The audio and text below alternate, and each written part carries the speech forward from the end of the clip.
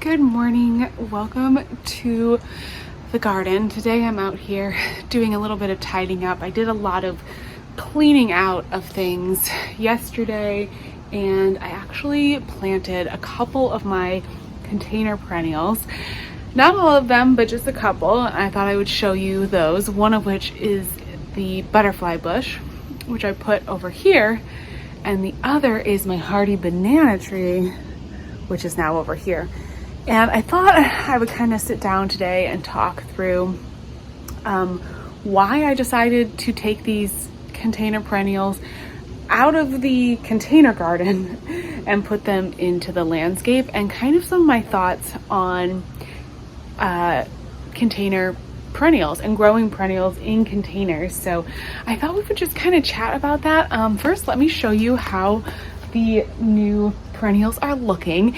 Everything is a little bit, well, it's the end of the season, so everything's kind of looking a little less than perfect right now. And then also, we've had a ton of rain. We just got through a few big days of a lot of rain, so the garden is also looking slightly, I don't know, soggy, I guess, because of all the rain. Although some things are really happy and doing really well. I want to shoot a garden tour for you guys for the next video, because I feel like there's just so much fun stuff happening right now. But first, let's talk about container perennials. Okay, so here is the new location for the butterfly bush. As you can see, the color of the leaves and everything is just a little off. Part of the reason why I decided to plant it out, I just felt like, I don't know, I needed to give it a little bit more of that in-ground situation. So yeah, that's in ground right there. And this is a pretty good sunny spot, so I think it will be happy next season. I'm excited to see it kind of grow and fill out in that area. And then also here, don't mind the mess, lots of cleanup that I need to do. But here is the hardy banana tree, which I thought would be really cute next to the container pond. I took out the rhododendron, and I'm in process of removing those stumps. But I wanted to just have a little bit more of the tropical leaves here, something a little bit taller. And then I also wanted to be able to put like a coleus on one side and a coleus over here, and have a little more continuity when I do the garden next year. And I kind of just wanted to change things up, and I think that's one of the biggest pieces of why I decided to go ahead and plant these perennials into the landscape. Now, sometimes perennials end up in a situation where they're not happy, they're no longer growing and flourishing. That happened with my Heliopsis in the middle of the year. I could not keep it hydrated, could not give it enough water, and I decided, you know what, I just have to plant it out into the landscape, because it's just not going to be happy. There's no way for me to keep it happy and unless I bump it up into a bigger container or I put it out in the landscape. So I did that.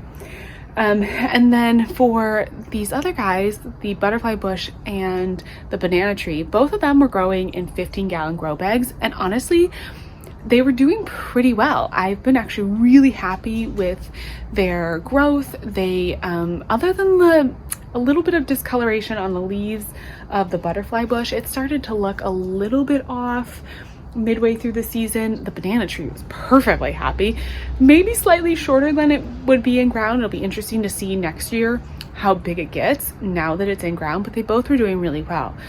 But it came down to just wanting to make change. And this is like such a hard thing with a small garden. I love perennials, and that's why last year I kind of went crazy and ended up buying like a ton of perennials and putting them into containers, because I just love the look of perennials. And when you get to that late summer garden, those are the things that are taking off and blooming. And so it's fun, right? It's fun to have those cornflowers. Cornflowers are pretty too, but coneflowers and the rudbeckias and all those kind of things. It's fun to have them in your container garden.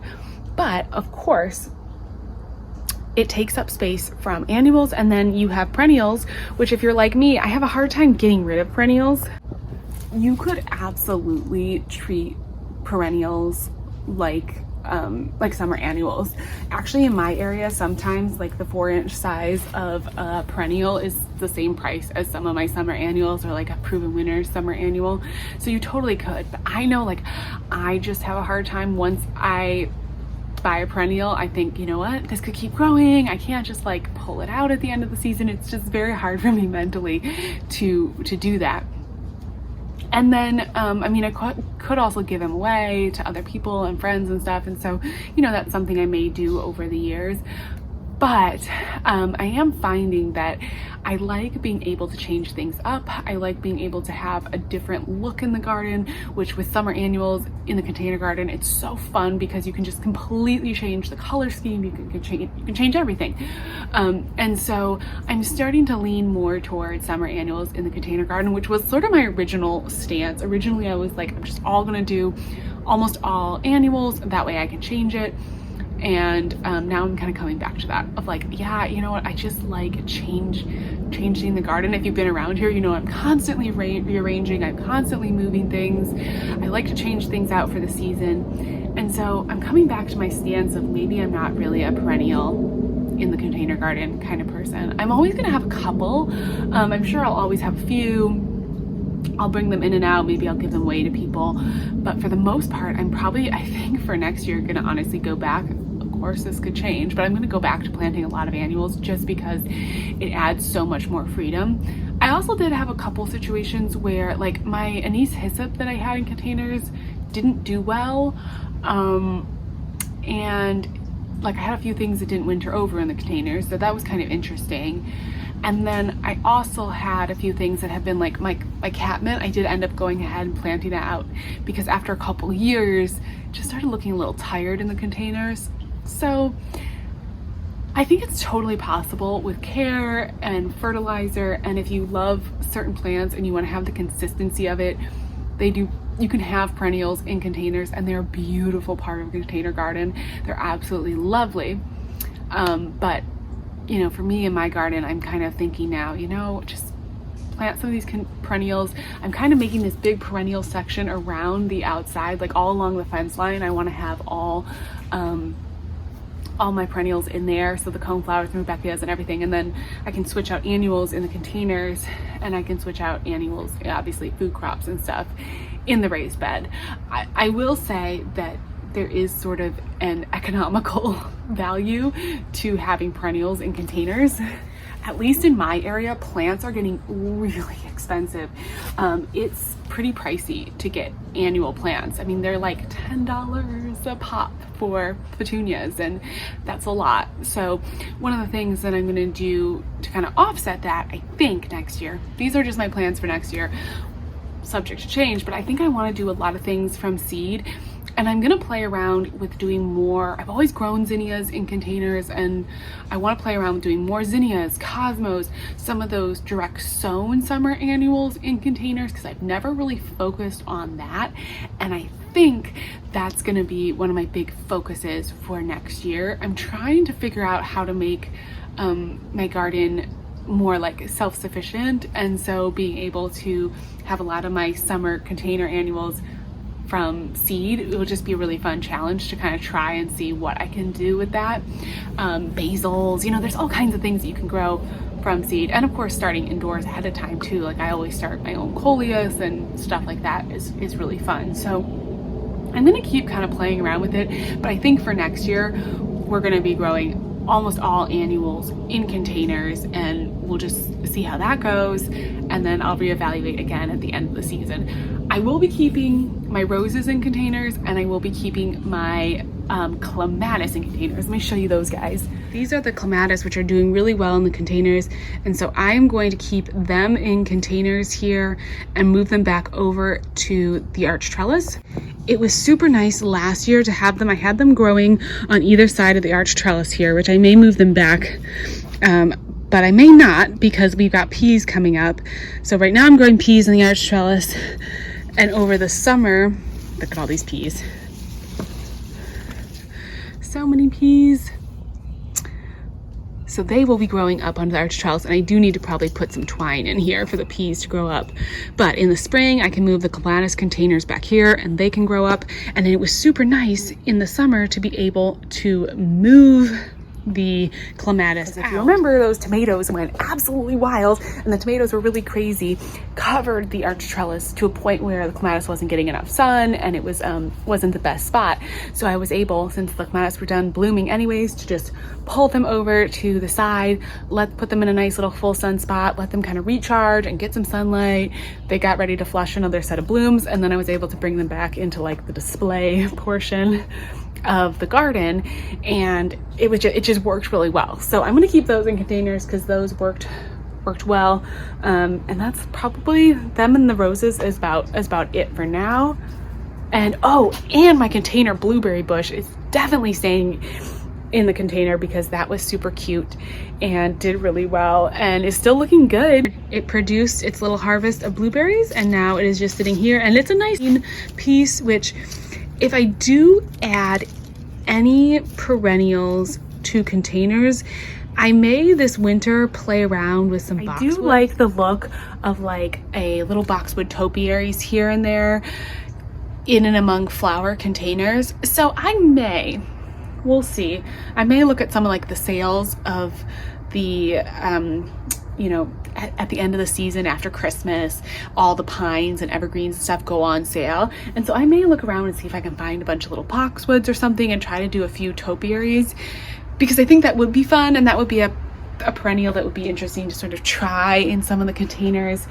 If I have a bunch of zinnias and cosmos, and those kind of like wispy things growing in the container garden next year, it would be nice to have a contrast of like some good, tight formed topiaries or something, just to kind of like contrast and set off the zinnias or whatever. My only concern with that is that the garden will get too green. It's so easy because I grow so many vegetables in and amongst my flowers, because I have a small garden, I don't have space. The garden starts to look really, really green, and I definitely am going to be adding a lot of coleus and plants like that, because you just need something to break up the green. So that's my concern with the boxwoods, is that it would just be like too much green. But I could start some more coleus. I could really focus on starting coleus from seed inside, or buying it from the garden center to add like a lot of red foliage and break it up. So I'm still trying to figure it all out. I'm trying to think it through, but I just know that I loved having perennials in containers. It's totally doable, but with my small garden, I want to make changes, and I can't devote that much space personally for just having the same thing over and over again. So that's kind of where I'm at, and that's why the butterfly bush and the banana went out into the ground. And it did kind of free up some space too, because those were really big plants. So definitely, that makes a difference. There are smaller perennials that wouldn't take up quite so much room. So now that I did all that clean out, I need to clean up. The next thing I need to do too, now that we've got these guys over here, is I think I'm almost ready to pull out all of this stuff and remulch. That might be a project for the coming weekend or so. The garden always starts to look a little bit like, well, it got really covered in soil when I emptied out the grow bag that had the banana in it. So the garden starts to get a little bit messy, and I don't always mulch in the fall, but I think we may have to. I'm excited to have this butterfly bush over here, though. I have to say, I think that's going to be really pretty and fill in this area. And then we're going to fill in more perennials around here, so that we just have a really beautiful perennial area. I will say, with that thought process of having some more different color foliage, I do plan to put in coleus, some real red coleus. Like this is the campfire coleus, which is just beautiful. Some real dark foliage, coleus and things in and amongst my perennials. I really liked that. This area is kind of a mess, but you can kind of see what it looked like in the summer. It really added a lot, and made it less overwhelmingly green. So I do plan to do that over here and throughout the garden next year, just to keep everything from getting too green. But I'm now going to just turn around and start sweeping, get the garden all cleaned up and looking fresh. Kind of my typical thing. We get into fall and I feel like all I do is sweep this garden, but it seems to be a very necessary chore most of the time. So that's what I'm going to be doing for the rest of the day, cleaning up and watering in these perennials. This is a good time if you do have perennials in containers.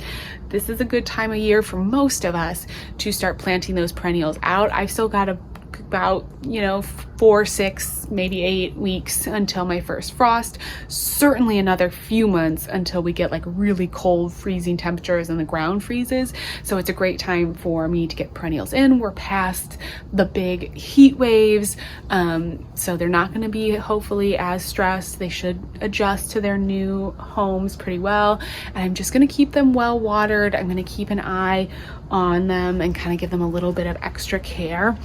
I usually fertilize my perennials with like a slow release fertilizer in the spring, so I'll probably do that in the spring. I don't think I'm going to throw anything on them right now. I'm just going to let them kind of settle in and get as established as they can so that they're ready to overwinter, and then in the spring we'll fertilize them and I'm sure they will take off.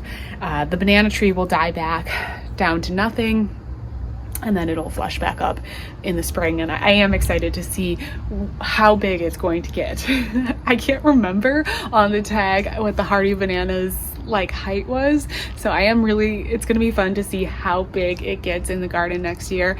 The Pugster Blue butterfly bush is pretty much full size over there. It only gets to be about 2 feet tall and wide, which is nice because it's a very manageable size butterfly bush, so it was perfect for a container. If you are looking for a container perennial butterfly bush, that was a great one. It was a perfect choice for it, and I just wanted to free up the space, but it's a good one, and it's also great for landscape too because it won't overtake that corner.